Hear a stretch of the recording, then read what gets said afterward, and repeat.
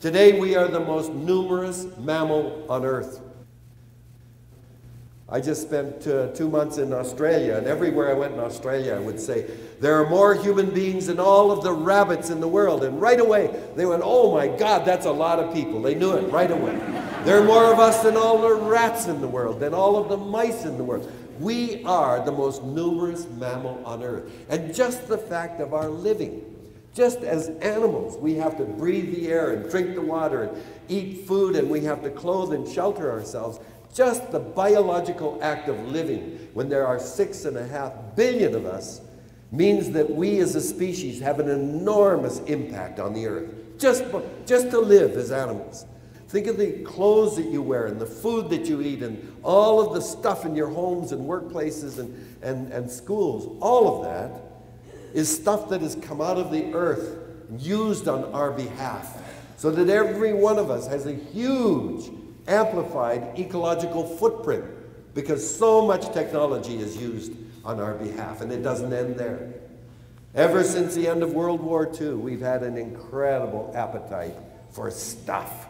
We love to go out and shop.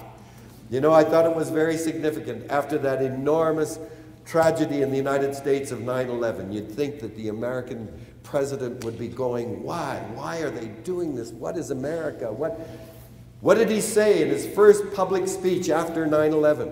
Weeks later, he said, I want you to go out and shop. I want you to go out and buy stuff and get the American economy going again. So you see, we're not citizens, we're not voters or parents or churchgoers. We are now consumers, and it's our job to keep the economy going by buying stuff. And man, do we love to buy stuff. You want to know one of the most humiliating statistics? I'm sure it doesn't apply to Princeton, but in the last 40 years in Canada, the average size of a Canadian family has dropped by 50%. And in the same period, the average size of a Canadian house has more than doubled. Now I say in Princeton, I know you have modest little homes, but in the rest of Canada, we're building these giant McMansions. There are half as many people living in twice as much space, which means you have 4 times as much space per person today than we had 40 years ago. And why do we need all that space? Because we got so much stuff to put in it, that's why. But are we 4 times happier? I don't think so. And all of that stuff comes out of the earth. And when we're finished using it, we throw it back into the earth as garbage. And you know, I grew up in London, Ontario in the 1950s. There were 6 of us. I had 3 sisters, my parents, less than 1,000 square feet, 1 bathroom. I don't ever remember peeing my pants because my sisters wouldn't let me in the bathroom. But you know, today the average house being built in Canada has 1 bathroom per person living in it. We're so full of it now, we got to have our bathroom and get rid of it. We got to dump our load. I mean, what's going on?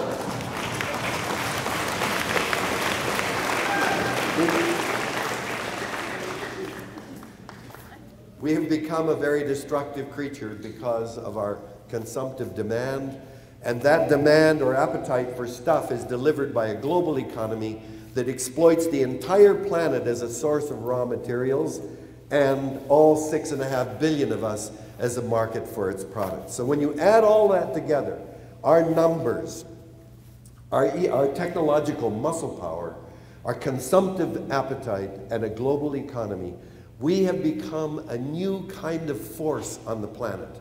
In the 3.9 billion years that life has existed, there was never a single species able to alter the chemical, physical, and biological features of the planet as we are doing today. We've become what I call a super species. For 99% of human existence, we were a local tribal animal. We didn't care what the tribes are doing on the other side of a mountain or across the ocean. We had our own tribal territory. Maybe we fought with the neighboring tribes, or maybe we went over and traded partners. But basically, we stuck to our territory and our tribal group. We never had to worry about the bigger picture. But now, we've suddenly become this super species.